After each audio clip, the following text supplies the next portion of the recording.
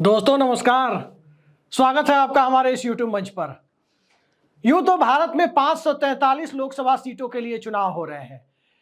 नरेंद्र मोदी का एनडीए गठबंधन भी 543 लोकसभा सीटों पर ही आमतौर पर चुनाव लड़ेगा, ऐसा कहा जा रहा है। लेकिन इंडिया गठबंधन के मामले में ऐसा नहीं है।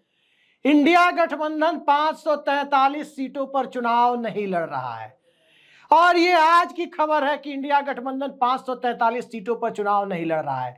अपनी वजह से नहीं, अपने विवाद की वजह से नहीं, बल्कि इंडिया गठबंधन के एक सीट के उम्मीदवार का नामांकन रद्द कर दिया गया है। अब ये दूसरा चरण का नामांकन का मामला है। सेकंड फेज में एक सीट का नामांकन रद्द हुआ है। अब आप अंदाजा लगा सकते हैं कि सेकंड फेज में ही जब ये हाल है तो आगे क्या होगा। लेकिन जरा सोचिए, पूरे 5 साल के बाद इस देश की जनता को मौका मिलता है अपने प्रतिनिधि चुनने का। नामांकन की प्रक्रिया क्या होती है, ये कैंडिडेट को भी पता होता है। और एक ऐसे दौर में, जिस दौर में चुनाव आयोग की निष्पक्षता को लेकर कई सारे लोग प्रदर्शन कर रहे हो, चुनाव आयुक्त इस्तीफा देकर चले जाएं, चुनाव के ठीक पहले इलेक्शन कमिश्नर का इस्तीफा हो जाए और आनंद फानंद में 2 चुनाव आयुक्तों की नियुक्ति हो, फिर आचार संहिता का ऐलान हो, यानी चुनाव कार्यक्रम घोषित हो, और उसके बाद जब चुनाव हो तो उस चुनाव में पता चला कि विपक्षी गठबंधन के किसी सीट पर किसी के उम्मीदवारी में कोई कमी रह गई थी, कोई सिग्नेचर करना भूल गए थे, या मतदाता सूची की अभिप्रमाणित कॉपी यानी सर्टिफाइड कॉपी लगा पाने में कोई व्यक्ति, कोई उम्मीदवार असफल था, इस वजह से उसकी उम्मीदवारी रद्द कर दी गई। अच्छा, ऐसा क्यों नहीं होता कि कभी सत्ताधारी दल या सत्ताधारी गठबंधन के उम्मीदवार की ही उम्मीदवारी रद्द हो जाए? हमेशा विपक्ष के लोगों के साथ ही ऐसा क्यों होता है? जब भी चुनाव से संबंधित कोई विवाद सामने आता है, उसमें जो विपक्ष होता है वही सफरर होता है, वही इस प्रकार की विषम परिस्थितियों का सामना क्यों करता है। चंडीगढ़ में मेयर के इलेक्शन में आपने देखा, भारतीय केंद्र शासित प्रदेश है चंडीगढ़, तो केंद्र शासित प्रदेश है यानी भारतीय जनता पार्टी के कार्यकर्ता, नेता, जो भी आप माने, वो अध्यक्ष, पूर्व अध्यक्ष, गृह मंत्री अब है, उनके अधीन चंडीगढ़ का प्रशासन है। उनके अधीन ही, यानी केंद्र सरकार के अधीन ही चंडीगढ़ का प्रशासन है। और चंडीगढ़ का प्रशासन केंद्र के अधीन है, तो केंद्र का प्रशासन जनता ने भारतीय जनता पार्टी को सौंप रखा है। चंडीगढ़ में ऐसा क्यों नहीं हुआ कि 8 लोगों के मतपत्र जो रद्द कर दिए गए, आम आदमी पार्टी वाले के या विपक्ष वाले के, वो भारतीय जनता पार्टी वाले के रद्द कर दिए जाते? कभी ऐसा देखने को नहीं मिलता कि सत्ताधारी दल, मध्य प्रदेश में सत्ताधारी दल बीजेपी है, कभी देखने को नहीं मिलता कि सत्ताधारी दल के उम्मीदवार या सत्ताधारी दल के किसी भी मामले में उसके कैंडिडेट या किसी और मामले को देखा जाए तो उसके खिलाफ कोई बड़ी कार्रवाई हो जाए और उसके उम्मीदवार का नामांकन रद्द हो जाए। मध्य प्रदेश में बीजेपी की सरकार है, मध्य प्रदेश में मोहन यादव मुख्यमंत्री हैं, केंद्र में भी बीजेपी की सरकार है, नरेंद्र मोदी जी प्रधानमंत्री हैं। और मध्य प्रदेश में जब बीजेपी की सरकार है तो जाहिर सी बात है कि जो ऑल इंडिया सर्विसेज के अधिकारी होंगे, डीएमएसपी या स्टेट सर्विसेज के जो अधिकारी होंगे, आईएएस आईपीएस के अलावा जो स्टेट पीसीएस से जो सिलेक्ट होते हैं, उसमें कुछ एसडीएम वगैरह होंगे या कोई डीएम होगा आईएएस, उसी में से कोई ना कोई रिटर्निंग ऑफिसर होगा। और रिटर्निंग ऑफिसर को सिर्फ विपक्षी दल के उम्मीदवारों में ही कमियां क्यों दिखाई देती है? इंडिया गठबंधन 543 की जगह 542 की स्थिति में तो आज ही पहुंच गया, यानी एक सीट पर मैदान साफ। क्या ऐसे ही 370 का आंकड़ा पूरा किया जाएगा? 370 पार का दम क्या इसी तरह की परिस्थितियों से आ रहा है?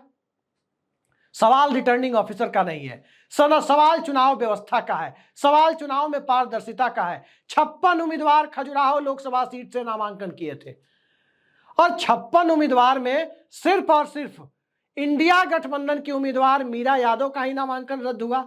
और जो कारण बताए गए वो कारण मैं आपके सामने बता रहा हूं।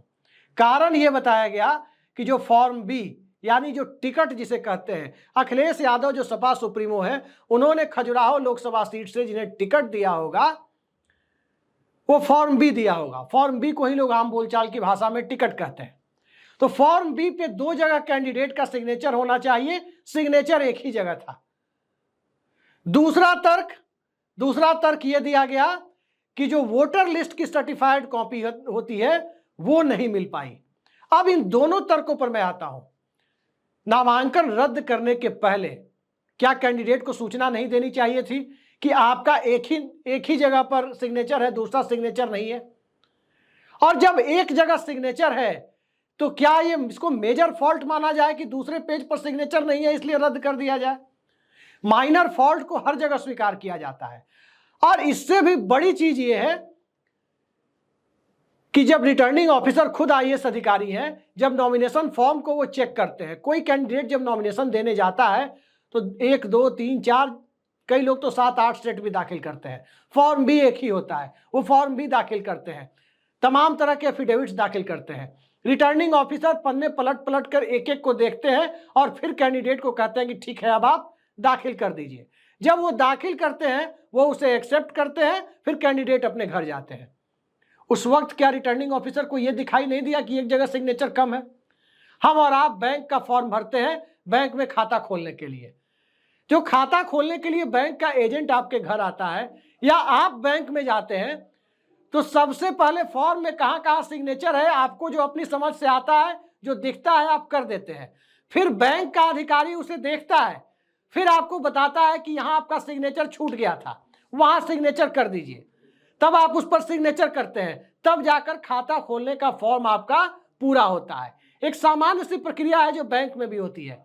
क्या रिटर्निंग ऑफिसर जो यूपीएससी का एग्जाम दे करके आते हैं, लगभग 2 साल तक मसूरी में उनकी ट्रेनिंग होती है, या एसडीएम भी यदि है, प्रदेश सेवा से आए हैं, प्रदेश लोक सेवा आयोग से यदि आए हैं, तो उनकी भी एक लंबी रिगरस ट्रेनिंग होती है। क्या उन्हें ये सब चीजें नहीं बताई जाती, या सिर्फ यही बताया जाता है कि विपक्षी दल का कोई उम्मीदवार उसमें कोई लूप होल हो तो उसे ढूंढा करो?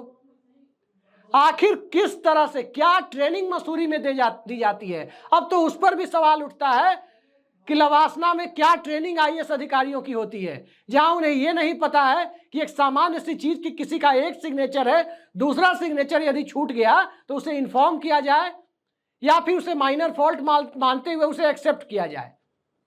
क्या भारतीय जनता पार्टी के कैंडिडेट अगर होते, मीरा यादव यदि सत्ताधारी दल की कैंडिडेट होती, तो क्या किसी निर्वाची अधिकारी में, क्या किसी रिटर्निंग ऑफिसर में इतनी कुवत थी कि जिस कैडर में वो काम कर रहा है उस पार्टी के, वहां की सत्ताधारी पार्टी के उम्मीदवार का नॉमिनेशन रद्द कर दे?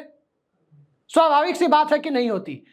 गौतम गोस्वामी जैसे अधिकारी बिरले मिलते हैं जो उप प्रधानमंत्री लाल कृष्ण आडवाणी के हाथ से माइक छीन लेते हैं कि समय हो गया। इस तरह के अधिकारियों की मौजूदा दौर में चुनाव व्यवस्था को संचालन के लिए कमी होती जा रही है।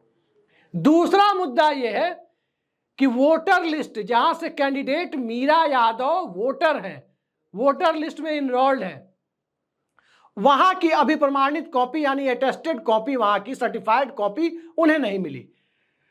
पूरे देश की वोटर लिस्ट एक जगह है, हो सकता है कि सर्टिफाइड कॉपी उन्होंने ना दी हो, अपना पहचान पत्र तो दिया होगा कि कहां से है, बिना सर्टिफाइड कॉपी तो दी होगी कि कहां से वो है, कहां से वोटर है। और एक क्लिक पर इंटरनेट पर सब कुछ अवेलेबल है।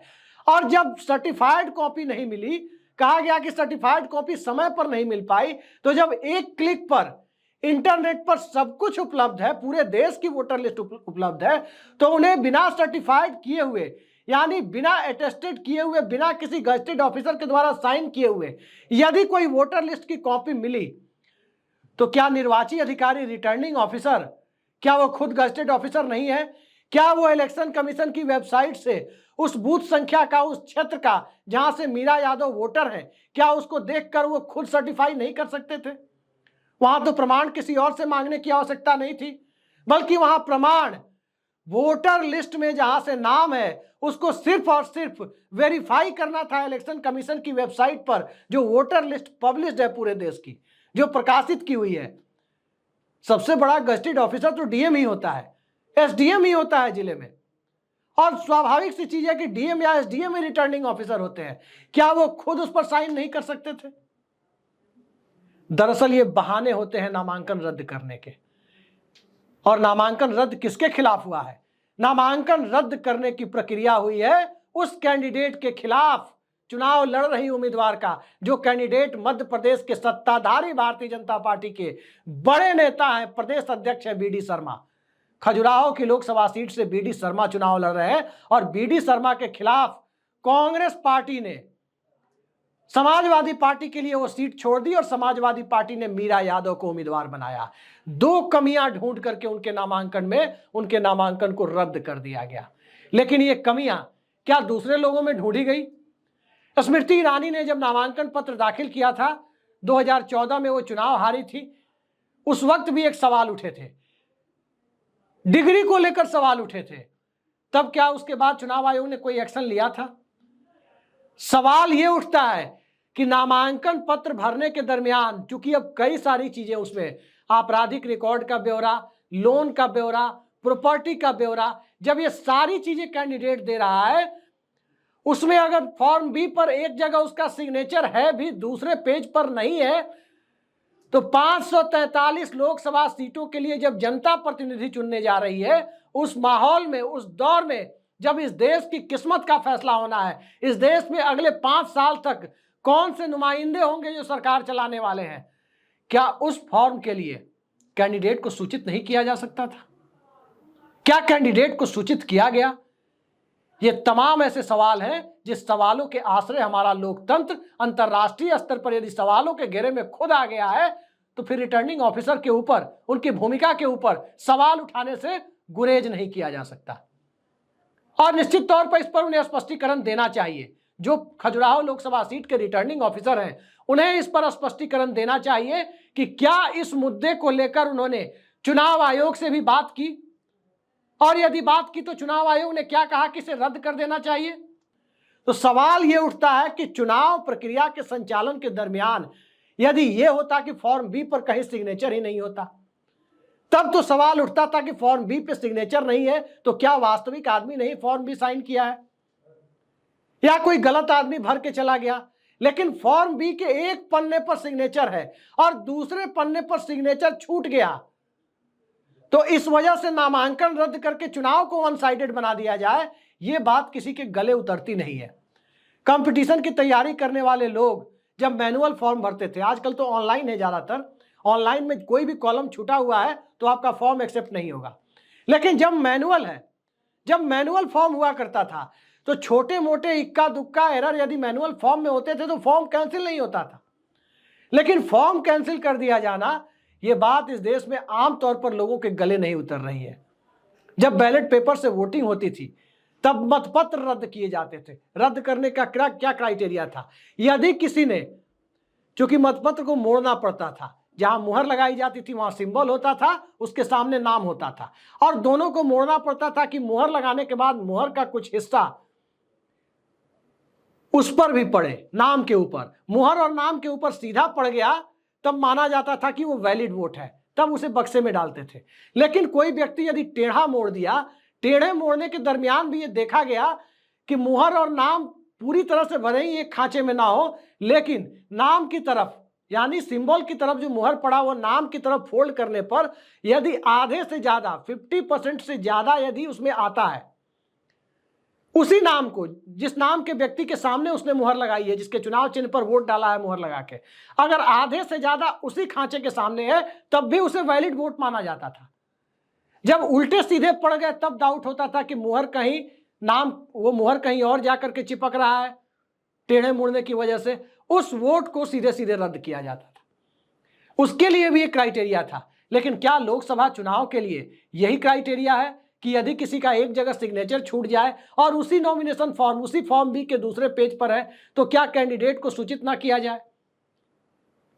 यह बात आज के दौर में चुनाव आयोग के अंदर एक गंभीर सुधार, एक ऐसे सुधार ताकि लोग चुनाव आयोग पर, चुनाव की भूमिका पर, दुनिया के सबसे बड़े लोकतंत्र के ऊपर सवाल न उठा सके। सवाल तो उठेंगे, सवाल इसलिए उठेंगे क्योंकि सत्ता पक्ष का नॉमिनेशन रद्द नहीं हुआ है। लोकतंत्र में लेवल प्लेइंग फील्ड की बात होती है। लेवल प्लेइंग फील्ड ईडी के सहारे कैसे हो रही है आप देख रहे हैं, इनकम टैक्स के सहारे कैसे हो रही है आप देख रहे हैं कि चुनाव के समय में कांग्रेस पार्टी को इनकम टैक्स का नोटिस थमाया जाता है, उसके खाते भी सील किए गए। चुनाव के समय में आम आदमी पार्टी की टॉप लीडरशिप को ही सलाखों के अंदर डाल दिया गया। और यह काम जब ईडी के सहारे हो रहा था, ठीक इसी दौर में यदि ऐसी खबर आए कि रिटर्निंग ऑफिसर मुख्य विपक्षी गठबंधन के उम्मीदवार का नामांकन रद्द कर दे, तो लोगों के अंदर असंतोष, लोगों के अंदर संदेह, ये सारी चीजें, आशंकाओं के बादल बढ़ने लगते हैं। 370 पार, 370 पार, ये आप सुन रहे होंगे कि 370 सीटों का नारा दिया जा रहा है। क्या 370 सीटों का नारा इसी तरह से दिया जा रहा है कि कहीं कहीं चुनाव में नामांकन रद्द कर दिया जाएगा? सबसे पहले इस मुद्दे पर जो स्थापित लोकतांत्रिक प्रक्रिया है, उस लोकतांत्रिक प्रक्रिया के तहत रिटर्निंग ऑफिसर को सामने आना होगा, उन्हें क्लैरिफाई करना होगा, उन्हें आम जनता के लिए, लोकतंत्र के लिए, क्योंकि लोकतंत्र की सबसे बड़ी परीक्षा है, तो मतदाताओं के लिए यह बात सबके सामने रखनी होगी कि आखिर एक सिग्नेचर होने और दूसरा सिग्नेचर मिसिंग होने की वजह से क्या नामांकन रद्द कर दिया जाएगा? वो महोदय रिटर्निंग ऑफिसर हैं, हो सकता है कि ऑनलाइन के जमाने में आईएएस बने हो या पीसीएस बने हो, जब उसके पहले मैनुअल के जमाने के ही यदि बने हुए होंगे तो उन्हें बात बखूबी पता होगी कि फॉर्म में थोड़ा बहुत एरर हो जाता है। यूपीएससी में भी जब मैनुअल फॉर्म भरा जाता था या जब वो मेंस का फॉर्म भरते हैं, थोड़ा बहुत एरर हो जाता है तो उसे लोग जाकर के यूपीएससी के अंदर जाकर के सुधार देते हैं। प्रिंट आउट लेने के बाद जरूरत पड़ा दोबारा फॉर्म भर देते हैं। लेकिन यहां चुप्पी साध जाना कि बताया नहीं जाना कि एक दिक्कत है, फॉर्म को एक एक पन्ने को चेक करके एक्सेप्ट होना और फिर उसके बाद नामांकन पत्रों की जांच और नाम वापसी का दिन, जब नामांकन पत्रों की जांच हो रही है उसमें कैंडिडेट का नामांकन रद्द हो जाना बहुत सारे संदेह को उत्पन्न करता है। और इन संदेह पर स्वाभाविक है दुनिया के सबसे बड़े लोकतंत्र की चुनाव प्रक्रिया पर सवालिया निशान खड़े नहीं होने चाहिए। सवालिया निशान खड़े करने का अधिकार जनता की हैसियत से, मीडिया की हैसियत से, सिविल सोसाइटी की हैसियत से हम सबको है। मनुष्य संदेहवादी होता है, होना भी चाहिए, लेकिन रिप्रेजेंटेशन ऑफ पीपल एक्ट में क्या ऐसे प्रावधान हैं कि कैंडिडेट से कोई नामांकन पत्र भरने के दरमियान छोटा मोटा एरर हो जाए तो उस एरर के लिए कैंडिडेट को सूचित ना किया जाए? और इन सब प्रावधान के होने या नहीं होने के बीच की परिस्थितियों में क्या रिटर्निंग ऑफिसर के पास एक सामान्य सा बुद्धि विवेक भी है कि यदि कुछ हुआ है तो इसके गंभीर परिणाम हो सकते हैं, किसी का नामांकन रद्द हो सकता है, उसे बुलाकर सूचित किया जाए? ये सवाल दरअसल ऐसे सवाल हैं जो मौजूदा परिस्थितियों में और गंभीर हो जाते हैं। मध्य प्रदेश में दिग्विजय सिंह ने ही आरोप लगाया था कि मतगणना के समय 99% तक मशीनें चार्ज मिली थी, कई दिनों बाद मतगणना हुई थी तब। क्या है ये सब? किसी भी संदेह को दूर करने की कोशिश तो नहीं हो रही है, और जब संदेहों को दूर नहीं किया जाएगा तो संदेह बढ़ते चले जाएंगे। लोकतंत्र पर संदेह होना सबसे खतरनाक संकेत है। व्यवस्था, मशीन, चुनाव, कैंडिडेट, ये आएंगे जाएंगे चलते रहेंगे, लेकिन रिटर्निंग ऑफिसर का पद रहेगा। रिटर्निंग ऑफिसर की शुचिता, उनकी भूमिका, उनकी पवित्रता पर सवाल नहीं उठे, ये लोकतंत्र के लिए एक बेहतर कदम होगा। लेकिन इसकी बेहतरी को सुनिश्चित कौन करेगा? इस देश का चुनाव आयोग। क्या चुनाव आयोग में टीएन शेषन जैसी भूमिका निभा पाने की अब कुवत रह गई है? क्या चुनाव आयोग केजे राव जैसे किसी ऑब्जर्वर की नियुक्ति कर सकता है इस चुनाव के लिए? इन सारी परिस्थितियों में मीरा यादव का खजुराहो से नामांकन रद्द होना गंभीर सवाल खड़े करता है। मीरा यादव, मैं फिर कह रहा हूं, यदि सत्तारूढ़ भारतीय जनता पार्टी या एनडीए गठबंधन की उम्मीदवार होती तब ये सवाल नहीं होते, निश्चित तौर पर नहीं होते।